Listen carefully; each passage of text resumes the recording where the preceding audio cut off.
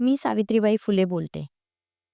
आदरणीय अध्यक्ष महोदय, मान्यवर शिक्षकवृंद आणि प्रिय विद्यार्थ्यांनो, मी सावित्रीबाई फुले बोलते.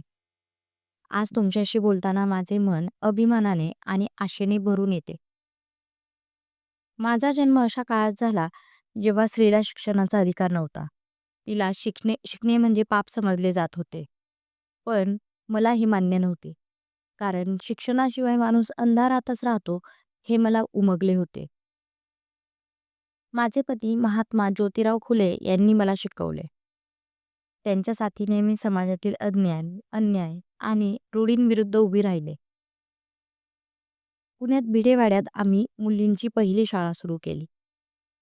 शाळेत जाताना माझ्यावर किती अपमान झाले हे सांगताना आजही मन हेलावते. लोकांनी शिव्या दिल्या, दगड मारले, शेण फेकले, पण मी थांबले नाही. कारण माझे ध्येय मोठे होते. मी केवळ मुलींनाच नाही तर संपूर्ण समाजाला शिकवू इच्छित होते. विधवा स्त्रियांचे दुःख मला अस्वस्थ करत होते. बालहत्येसारख्या अमानवी प्रथांविरुद्ध मी उभी राहिले.